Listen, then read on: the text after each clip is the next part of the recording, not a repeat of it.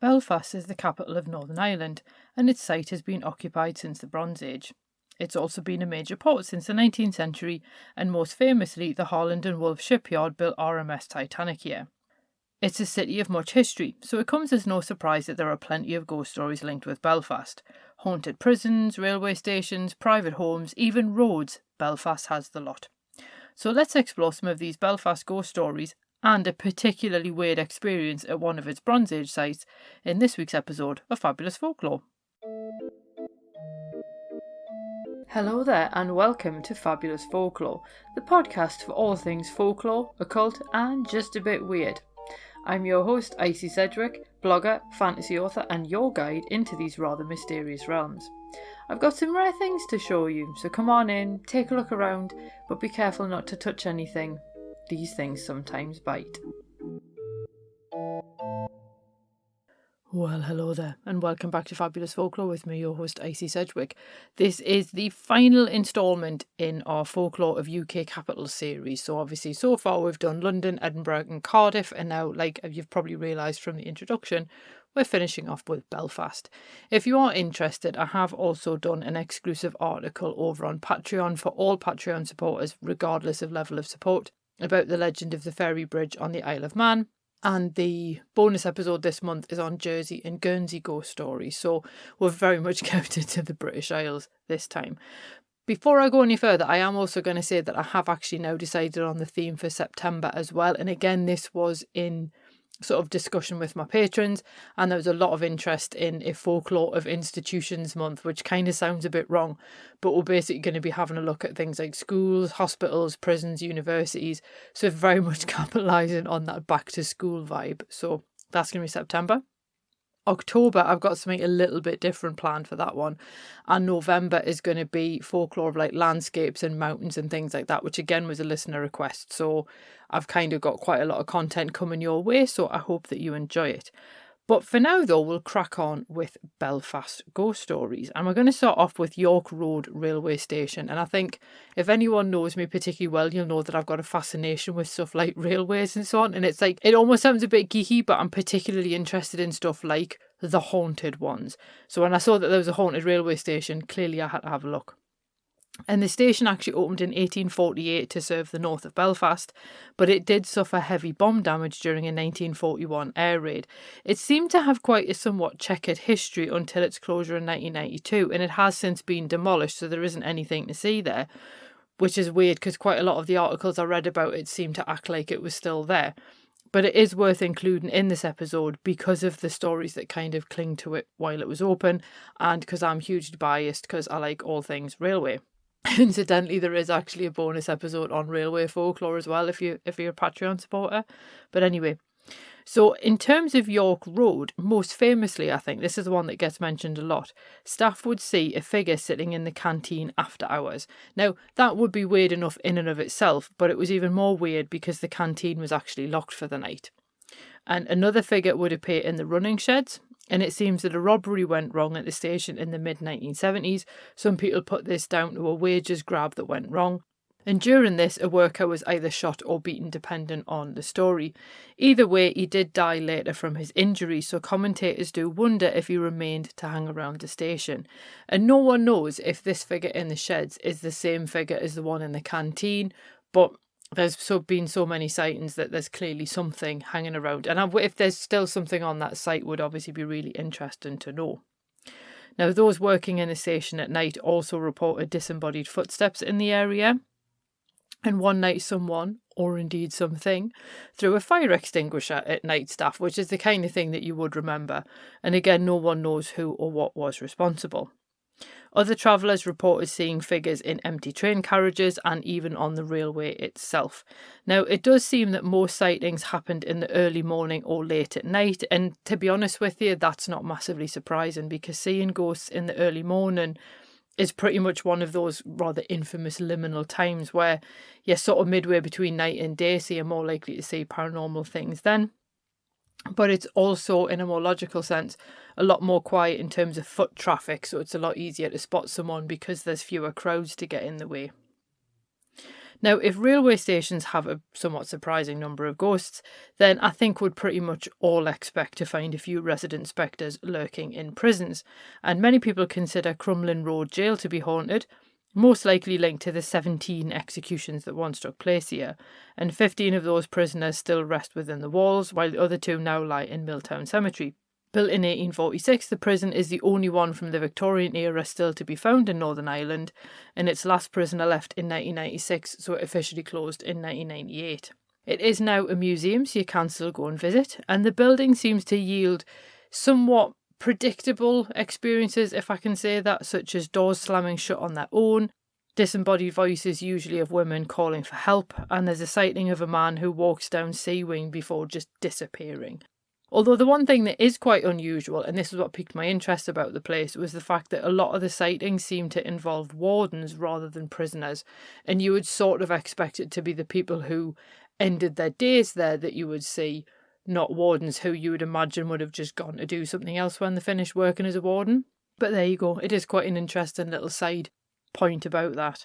Now, the museum does also offer ghost hunt experiences, and Belfast Live featured a couple of apparent ghost photos taken on tours. Now, I should point out that the images are incredibly grainy and open to interpretation, and I haven't been able to include them on my blog because of copyright and so on. But one thing I will say about one of the images is the fact that it does depict what looks like it could be a man in uniform in B Wing. And the woman who took it apparently was standing at the top of B Wing, which was closed, and she took the photo kind of into the darkness through the gates at the end. It is one of those kind of things where you only work out what the person's talking about when you read the article, because otherwise it's just a bit of a weird shape. And it actually looked a little bit more like a dummy or something to me, like a mannequin. But obviously there are some people who think that it is a photo of this phantom warden. And the photograph isn't conclusive enough to say that it is a phantom warden, but there are definitely reports of one in that particular part of the building, so it's not like it's not without precedent. People report the sound of footsteps in the wing, which are often attributed to the warden, and there's also a dark figure seen drifting between the cells, so people wonder if this is the warden as well. A tunnel runs beneath the road between the prison and the courthouse opposite, which was obviously used to transport prisoners between the two. And while the prison was open, wardens reported seeing a grey figure in the tunnel, and it may be this figure responsible for the groans, sighs, whistles and coughs captured on recorders by ghost hunters in this particular tunnel. Other activity does seem linked to the padded cell in B Wing and the room in which executions took place, although I would argue in this particular instance, knowing that you're going into a space like that could always prime you to expect a certain type of experience, because if you were sort of going into some really lovely, nice, kind of friendly space, you wouldn't expect to encounter something. If you go into a room where you know people lost their lives, you're more likely to expect that you might encounter something. So it is something that we do need to bear in mind with stories like this. Now, obviously, we can imagine that those who lost their lives in the prison might indeed remain in the place that caused them so much pain. But not all ghosts end up sticking around, because sometimes we can actually help them to leave. And this is basically what happened at the top end of what is now Royal Avenue, originally called John Street. And one of its houses apparently suffered from a poltergeist. And I say apparently because the stories call it a poltergeist, but they also refer to the ghost of an angry old woman. So she seems to have at least acted like a poltergeist, which could explain the confusion. But reports explained how the ghost caused havoc, throwing cups and plates, and actually even furniture at one point, which would have been quite impressive to see. According to one report, she destroyed everything that was in the back garden, and one of those who lived in the house claimed to see a ghostly woman pacing in the back room while muttering. So whoever the woman was, she was clearly not happy. But it does seem that this particular ghost story has a happy ending, even if you can't actually call such endings particularly happy, because in the early 1880s, workers needed to put new pipes under the house. They opened up the foundations and came across a woman's skeleton, and she'd clearly been there for some time. The authorities exhumed the bones and gave them a proper burial at the Union graveyard, and no one actually saw or heard from the old woman again. Now, it is a shame that no one knows who she was or indeed why she was buried under the house, but burial does seem to have quieted her spirit either way. Now, the area around Smithfield Market is apparently said to boast several ghosts, but perhaps the most famous is that of Biddy Farrelly, and you should know by now that I absolutely love a ghost story that has an actual name attached to it. Now, she was the lover of a local businessman, Luke White, who ran a bookstall in the Smithfield Market area. Now, ultimately, he actually abandoned her when he left for Dublin to seek his fortune. Some versions of the story say that White left her a sum of money before he moved. Others say that he left her a sum of money after he died. And I think that's quite an interesting little twist in these kind of stories, because normally when a woman's abandoned in these stories, like, that's it. They don't end up being given a gift of money by the person who's done the abandoning. So whether he had a guilty conscience or not, obviously I don't know, but it is quite an interesting little addition to the story, shall we say. And either way, she ended up with £250. Now, I don't know what that's the equivalent of, because I don't actually know when this is supposed to have happened, but I can imagine that that would be a fairly large sum of money for somebody to suddenly end up with in most early eras, although to be fair, that would still be a nice little windfall for people even now. But having already turned to drink when he abandoned her, unfortunately Biddy drank herself to death with the money that she'd inherited, and some people say that she hoped to join him in death. Now, according to legend, she still wanders the area, especially around Gresham Street, looking for her lover, and some sources say that she still carries a bundle of ballads, which would make sense due to White's job as a bookseller. Now, in an interesting little twist, the bookshop Harry Hall's became a cafe named Biddy Farrelly's Cafe at 39 Gresham Street, so I quite like the fact that the cafe with her name ends up being in a bookshop given this particular story. It is listed on Google as being permanently closed, but it is nice to see Biddy's story immortalised by the business. Now, we are going to go on to two slightly different stories, in the sense that one of them isn't a ghost story at all. I don't think, anyway, it might be. And the other one is just a little bit strange. And the first one is the tale of the Phantom Hitchhiker. And I think, again, they've got a whole episode on the Phantom Hitchhiker in London. But I think the thing that I love about these particular stories is the way that they do seem to kind of come and go in terms of popularity. But for this particular story, it takes place on a place called Horseshoe Bend, which is a sharp bend on the Crumlin Road, and it also has a fairly steep gradient as well, so it's not exactly the most fun place to drive.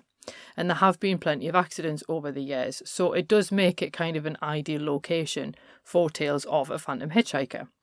And Albert Bridge also notes that this particular road was once the main road between Belfast and the international airport, so at one point would have seen quite a lot of traffic. Now, it's been the site of a phantom hitchhiker since the early 1970s, and motorists apparently would see the hitchhiker waiting on the bend and then slow down as they approached, obviously to see if he was actually going to hail them or anything, but then as they got closer, he would disappear without a trace. Now, it does seem that a group of friends last saw him in 2008, but what's really interesting is when you look at photographs of the site, it's how open it is. So there's not any trees, so drivers can't have mistaken something else for a figure, and somebody standing at the side of the road kind of would stand out. However, I'm not really sure how much of a hitchhiker he actually is, because phantom hitchhikers usually let themselves get picked up and then disappear from out of the car. So this one, by comparison, kind of saves you the bother by just disappearing before you even pick him up. No one knows who the figure is, why he's there, and if he relates to any of the past accidents, but none of this came out in any of the research that I did. But if you have ever actually seen him, please do let me know, because it would be nice to know if there have actually been any sightings since 2008. But the final story is that of the Giant's Ring, because we couldn't stick solely to ghost stories, not for a city that stands on land occupied since the Bronze Age. And the best indication of this age of Belfast is in fact the Giant's Ring, which is a Neolithic henge monument. It's over 200 metres in diameter, and a rock dolmen actually sits in the centre. So as you can imagine, as you're going to get with sites like this, legends of sacrifice and dark rituals cling to the site, which is a problem that you often get with ancient monuments, usually because they've been conjured up by 19th century writers with over-vivid imaginations.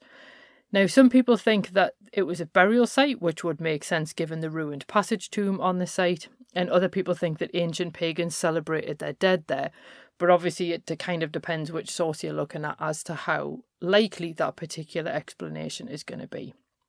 But in typically Victorian style, J.B. Doyle described the dolmen in 1854 as a druid altar, while the whole site was, and I quote, a vast heathen temple within the circuit of which many thousands may have assembled to witness the awful rites of their sanguinary religion, end quote. And I'm sorry if that sounded like I was being facetious, but I was. Because according to him, the whole point of these rituals was apparently sun worship. Now, there's no evidence for any of these claims that people were worshipping the sun. There's no evidence that people were sacrificing anybody as part of this worship. But it's that typical thing that you do tend to get in this particular era. Now, as Howard Goldbaum points out, no one actually knows where the name Giant's Ring comes from, because surprisingly, there aren't actually any stories of giants linked to the site. So, there we go. But there is folklore attached to the area, and this is actually quite creepy, because in some stories, a mist suddenly appears within the henge, taking those within it by surprise. No matter which direction that those people caught within the mist try to turn, they always end up back at the dolmen. So it's like no matter where they go, they always come out at the same place. Now that does actually sound quite terrifying, but people do eventually manage to get away, and we know this because we have the stories from them. But it does sound like a particularly odd thing to have happen. And the site itself does look really interesting. So if you have been, obviously, please do feel free to let me know, because all I've seen of it is photographs. But that idea of kind of almost feeling like you can't get away from it because of the mist must be actually quite creepy. You do have to bear in mind that obviously mist and fog have a really irritating tendency to completely dampen sound, which totally throws your sense of direction. So there could potentially be a natural explanation for it, but then at the same time, I suppose it would be quite an eerie place to have something like that happen to you. But as I say, as always, if you've actually been, please feel free to let me know what it's like. Now, ultimately, I think one of the most fascinating things about ghost stories in general is the fact that they basically bring us into close contact with a place's history. And in this way, I think there are some people who think that ghost stories and folklore are two separate things. So I feel that ghost stories are part of folklore because they keep stories that ordinary people believed in the public domain. And these Belfast ghost stories are particularly interesting because they cover a range of people. So we have ordinary workers, we have different types of locations, and we even have named individuals, which is quite cool. And even when the place no longer exists, like York Road Railway Station, the stories remain, they cling to a place, and they give us a bit of a feeling and an insight into what happened there, how people interacted with the place, and all that kind of stuff. And that is something that I think ghost stories, because they're almost based in a sense of reality in a way of like, this person did this thing in this area, they kind of give us an insight into that place in a way that I think the more fairy tale end of folklore, of like legends of wizards and witches and fantastical creatures and so on, doesn't quite do. They're both equally valid, but I think this is where they're just two different aspects of folklore that are both equally valid.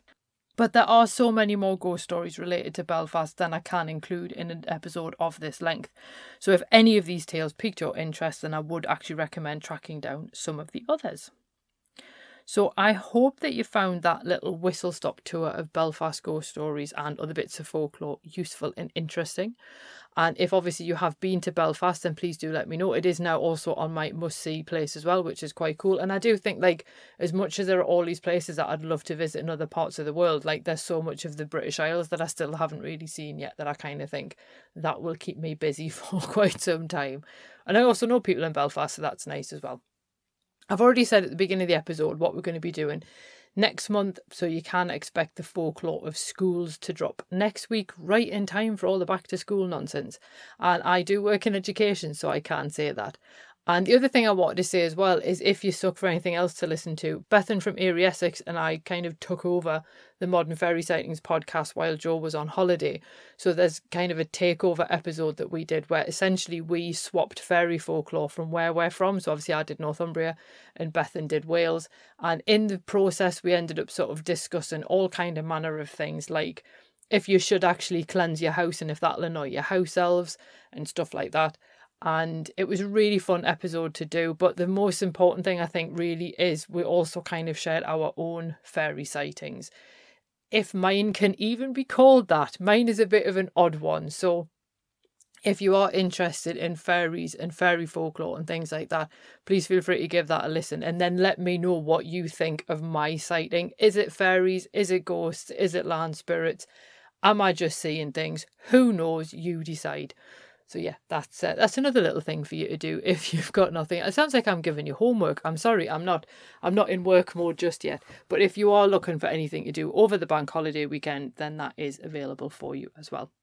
We are in also the closing stages of pre-orders for my book Rebel Folklore, which comes out on 7th of September.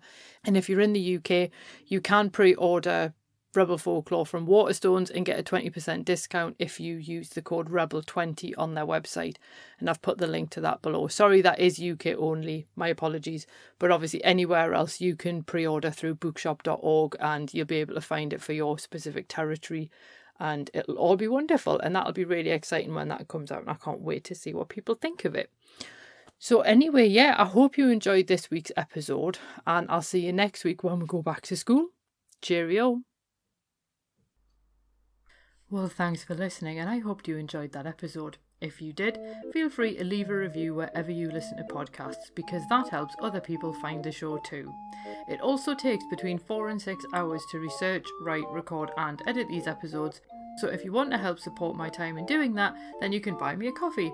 Or you can join the Fabulous Folklore family on Patreon and enjoy extra benefits, including exclusive episodes and articles and even illustrated talks. All the links you need are below, and thanks in advance.